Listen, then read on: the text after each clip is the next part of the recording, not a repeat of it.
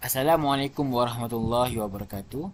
Baiklah, pada hari ini kami akan membentangkan slide tentang pertumbuhan dan perkembangan psikologi pendidikan.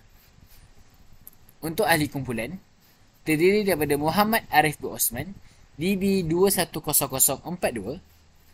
Yang kedua, Muhammad Syazwan bin Muhammad Noor, DB 210004. Yang ketiga, Muhammad Faris bin Ismail, DB 210057.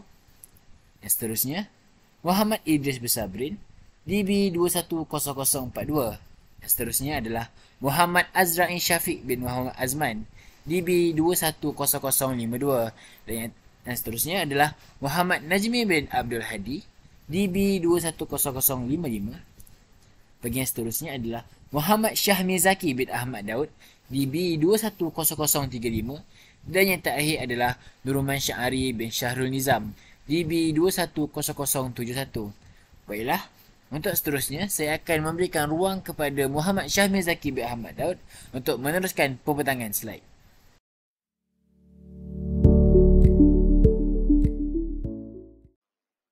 Assalamualaikum dan salam sejahtera. Nama saya Muhammad Syahmi Zaki bin Ahmad Daud, DB 210035. Hari ini saya akan menerangkan secara ringkas berkenaan teori perkembangan dan teori pertumbuhan. Baiklah, apa itu perkembangan? Perkembangan bermaksud satu proses yang akan dilalui oleh seorang individu yang meningkat besar. Sebagai contoh, kita boleh lihat bayi yang berusia 1 hari tidak boleh menangis dengan air mata. Tetapi untuk bayi yang mungkin lebih tua daripada usia 1 hari, dia boleh menangis dengan air mata. Berbeza dengan bayi 1 hari. Itu adalah maksud dan contoh bagaimana teori perkembangan. Untuk yang kedua, apa itu teori pertumbuhan? Teori pertumbuhan pula membawa maksud kepada satu proses yang boleh dilihat dan dinilai berdasarkan peningkatan dan perkembangan seseorang itu. Sebagai contoh, kita sebagai seorang ibu bapa boleh melihat perkembangan atau pertumbuhan anak-anak apabila datangnya usia akil balik. Apa itu usia akil balik? Usia akil balik adalah, sebagai mudah katanya, usia akil balik adalah usia kematangan seseorang kanak-kanak menuju ke arah remaja. Apa kita boleh lihat sebagai contoh? Pertumbuhan seorang, sebagai saya bagi contoh, pertumbuhan seorang kanak-kanak perempuan daripada berusia 9 tahun, kita boleh lihat datang hidnya, mungkin bertambah ketinggiannya, tumbuh jerawatnya atau sebagainya mengikut pertumbuhan pada usia kanak-kanak tersebut. Sekian daripada saya. Terima kasih.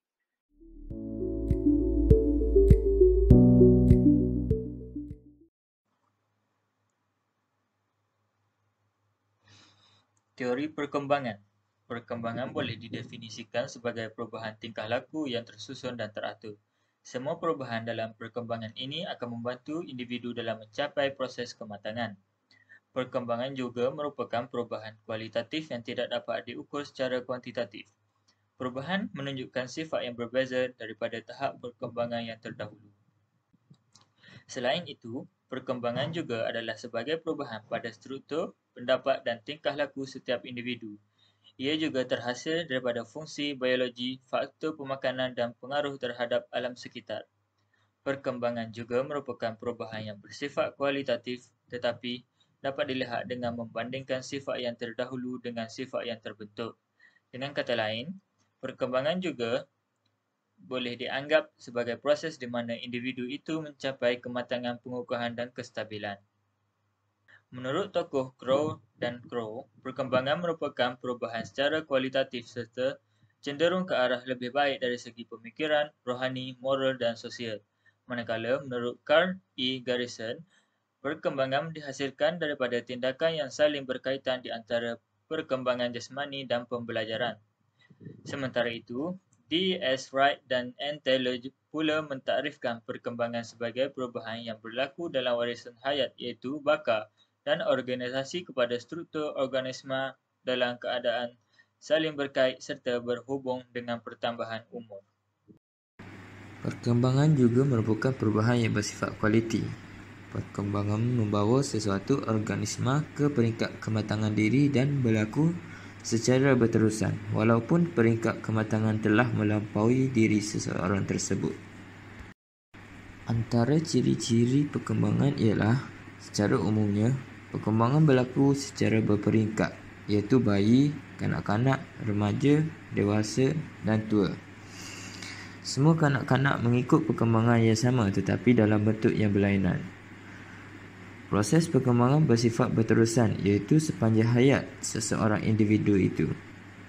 Perkembangan merupakan satu proses perubahan yang berlaku akibat tindakan yang saling berkaitan di antara perkembangan jasmani dan pembelajaran.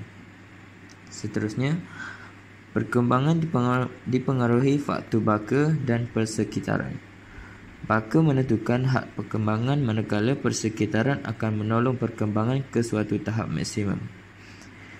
Perkembangan juga berlaku melalui perubahan dari segi bahasa, suara, tingkah, cara berfikir, komunikasi dan sebagainya. Antara beberapa teori utama yang dikemukakan oleh ahli-ahli psikologi mengenai peringkat perkembangan individu adalah teori perkembangan Arnold Gassel, teori perkembangan Robert Havigers, teori perkembangan Jean Piaget, teori perkembangan Sigmund Freud, dan teori perkembangan Erik Erikson. Berikut adalah antara ahli-ahli psikologi yang telah mengeluarkan teori tentang perkembangan. Teori yang dikemukakan oleh Arnold Gassel berupa teori kematangan biologi yang mengatakan tingkah laku individu berkembang mengikut jadual masa yang tetap. Bagi beliau, kematangan merupakan faktor yang utama dan menentukan proses pembelajaran. Perkembangan bagi kelakuan, pertumbuhan tisu dan organ serta fungsi-fungsi lain berkembang mengikut pola dan urutan yang terkawal. Oleh yang demikian, kelakuan kanak-kanak boleh diramalkan. Perkembangan Robert Havigers pula merupakan perkembangan bercorak sosio-budaya dan antropologi. Mengikut pandangan ini, kanak-kanak adalah hasil dari tekanan sosio-budaya yang mempengaruhinya. Nilai dan institusi setiap kebudayaan akan menghasilkan personaliti tertentu. Oleh itu, kaitan harus memahami faktor kebudayaan, sosio-budaya dan psikologi untuk membolehkan kita memahami kanak-kanak sepenuhnya. Seterusnya, Jean Piaget.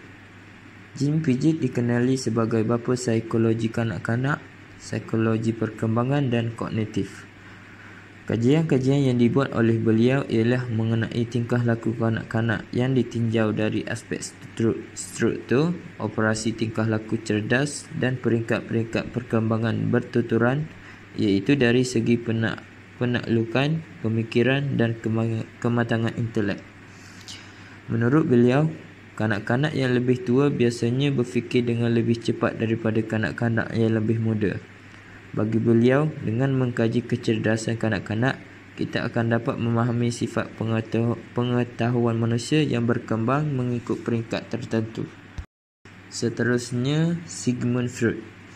Sigmund Freud ialah seorang ahli psikologi Austria yang bermula sebagai doktor perubatan, tetapi minat beliau telah banyak tertumpah terhadap psikologi dan psikiatri. Teori psikoanalitik yang dikemukakan oleh Freud dikatakan sebagai teori biologi tentang personaliti. Mengikut teori ini, kanak-kanak perlu mendapat kepuasan dan keperluan asas yang cukup sebelum mereka berkembang ke peringkat umur seterusnya. Jika keperluan ini tidak dipenuhi, maka kanak-kanak tersebut akan menghadapi masalah untuk bergaul dengan masyarakat. Akhir sekali ialah teori perkembangan Erik Erikson. Erik Erikson merupakan seorang penuntut Freud dan terkenal dengan teori psikososialnya yang menegaskan pengaruh sosial dan budaya ke atas pembentukan personaliti seseorang. Beliau mempercayai manusia berpotensi untuk perkembangan psikologi yang sihat dan berupaya mengatasi kesukaran yang timbul dalam proses perkembangan.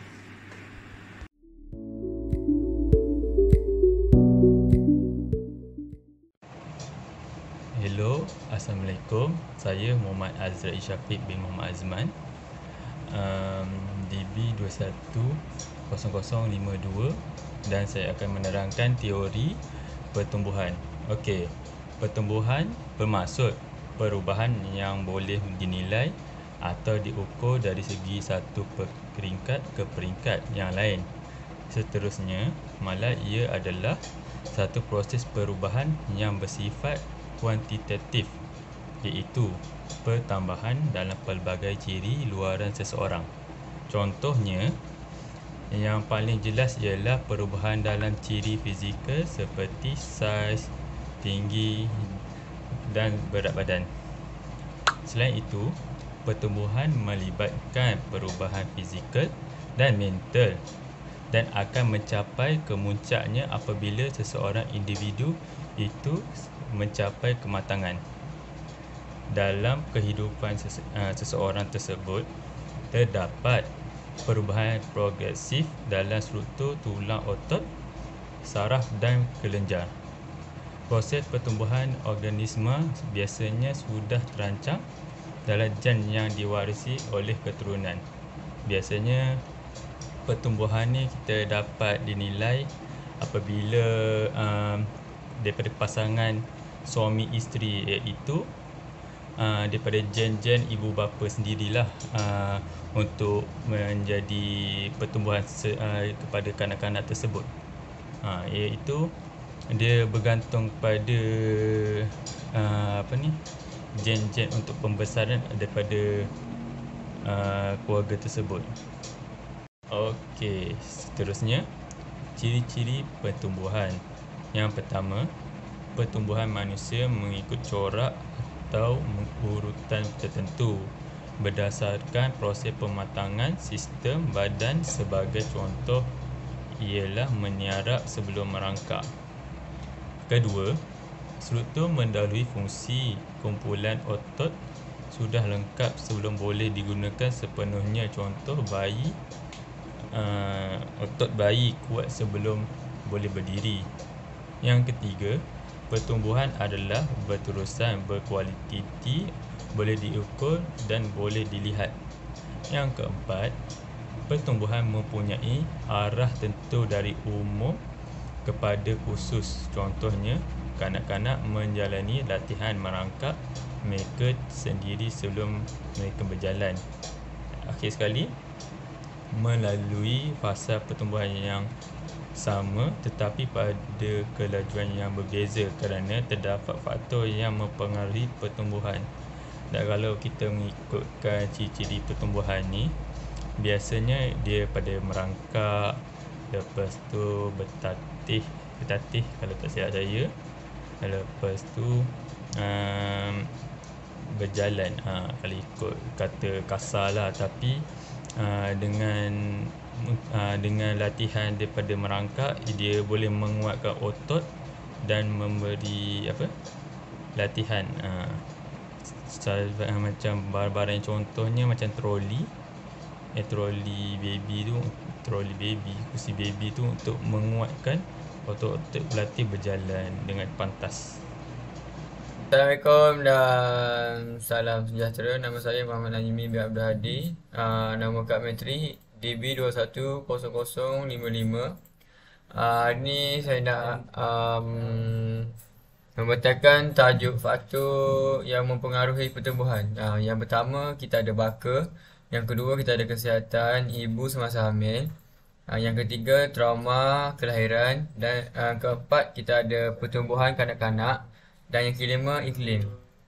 Okey, yang pertama ialah baka.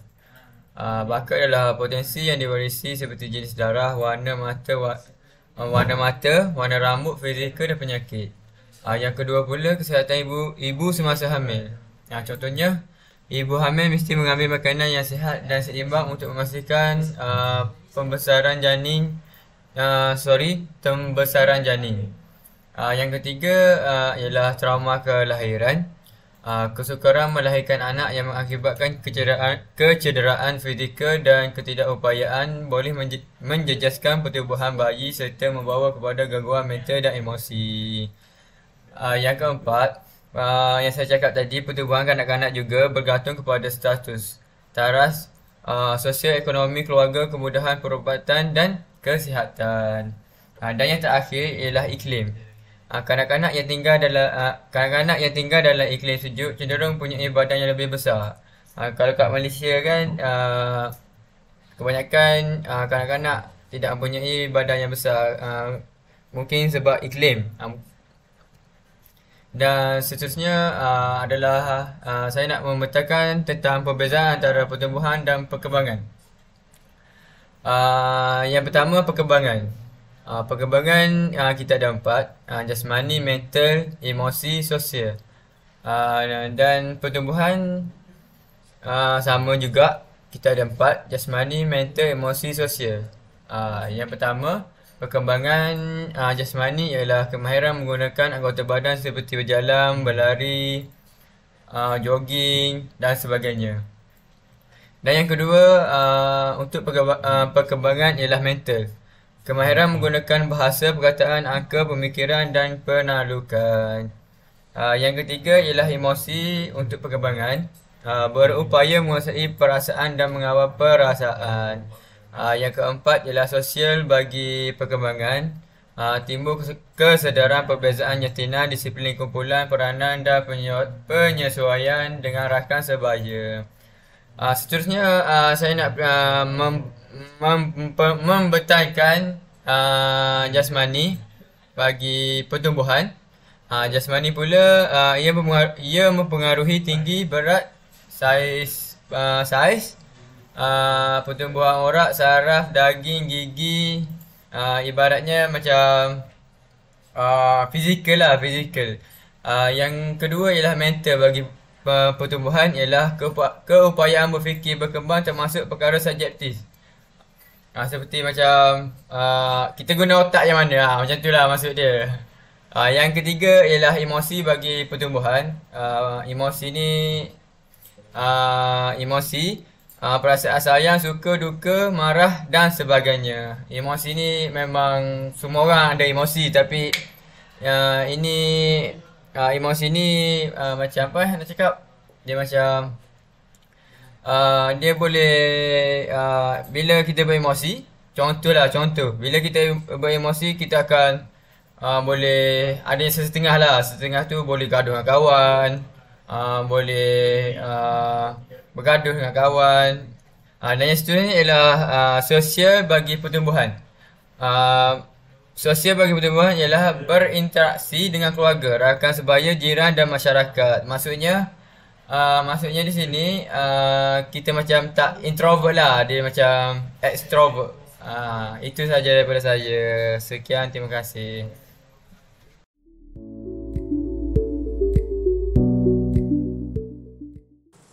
Okey, seterusnya ialah aktiviti pengukuhan. Soalan pertama, antara ciri-ciri perkembangan adalah 1. Secara umumnya, perkembangan berlaku secara berperingkat iaitu bayi, kanak-kanak, remaja, dewasa dan tua. 2. Semua kanak-kanak mengikut perkembangan yang sama tetapi dalam bentuk yang berlainan. 3. Proses perkembangan bersifat berterusan iaitu sepanjang hayat seseorang individu itu. 4. Perkembangan merupakan satu proses perubahan yang berlaku akibat tindakan yang saling berkaitan di antara perkembangan jasmani dan pembelajaran. Jadi jawapannya ialah D. 1, 2, 3 dan 4. Soalan nombor 2. Perkembangan boleh juga dianggap sebagai proses di mana individu itu mencapai A. Kematangan, pengukuhan dan kestabilan. Jadi jawapan dia ialah A. Kematangan, pengukuhan dan kestabilan. Soalan yang ketiga, dalam membincangkan peringkat perkembangan kanak-kanak dan remaja, Ebbinghaus membahagikannya kepada berapa peringkat? Jawapan dia 3, iaitu C. 3 peringkat. Kemudian soalan keempat, antara beberapa teori utama yang dikemukakan oleh ahli-ahli psikologi mengenai peringkat perkembangan individu ialah 1, 2 dan 3, iaitu teori Arnold, teori Robert Ebbinghaus dan teori Jean Piaget. 1, 2 dan 3.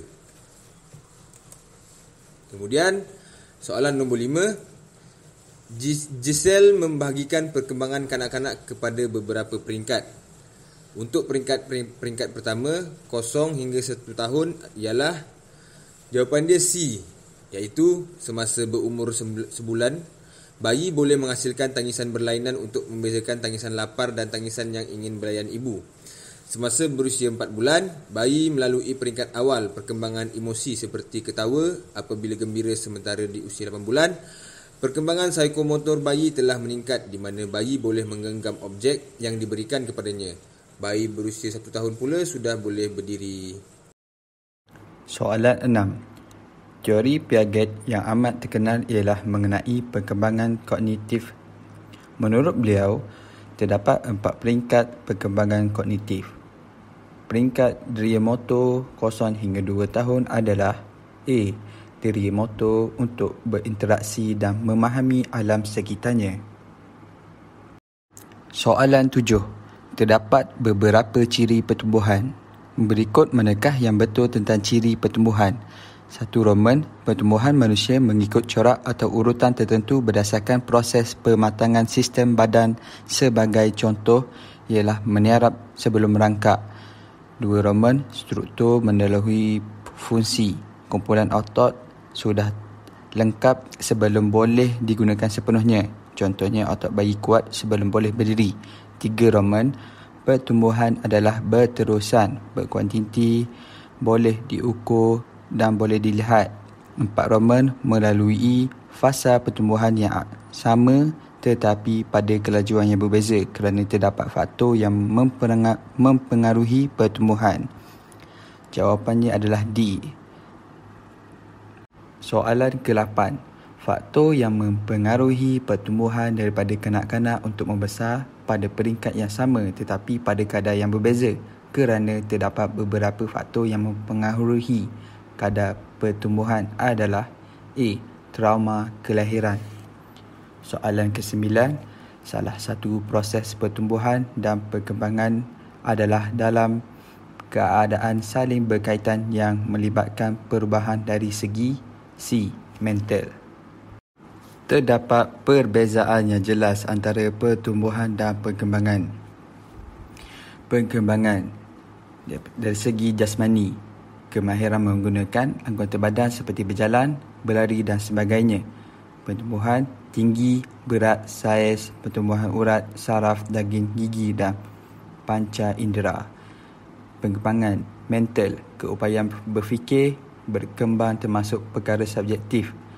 Pertumbuhan, kemahiran menggunakan bahasa, perkataan angka, pemikiran dan penaklukan. Emosi, berupaya menguasai perasaan dan mengawal perasaan. Pertumbuhan, perasaan yang suka, duka, marah dan sebagainya. Perkembangan 4. Sosial, timbul kesedaran perbezaan, jantina, disiplin kumpulan, peranan dan penyesuaian dalam rakan sebaya.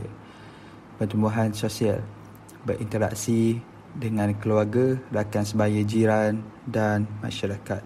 Manakah antara berikut perbezaan antara pertumbuhan dan perkembangan yang salah? B. Mental.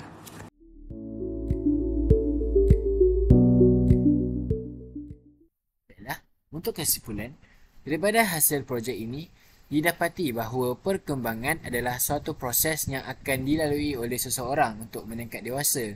Bagi pertumbuhan pula, ini adalah satu proses yang boleh dilihat dan dinilai berdasarkan peningkatan perkembangan seseorang itu. Terdapat 5 teori yang boleh dikaitkan untuk teori perkembangan, iaitu teori perkembangan Arnold Gesell, Robert Hibiscus, Jean Piaget, Sigmund Freud dan Erik Erikson. Setiap manusia mestilah melalui semua peringkat pertumbuhan dan perkembangan yang sama apabila mencapai pada sesuatu tahap mengikut peringkat-peringkat yang ditentukan. Selain itu, pembelajaran yang optimum dan bermakna juga akan membolehkan seseorang pelajar itu mencapai tahap yang diingini sekiranya seseorang guru itu mengambil kira setiap aspek perkembangan pelajar-pelajar di dalam setiap pelaksanaan proses pertumbuhan dan perkembangan setiap pelajar itu. Baiklah, itu sahaja perbincangan daripada kumpulan kami. Sekian, terima kasih.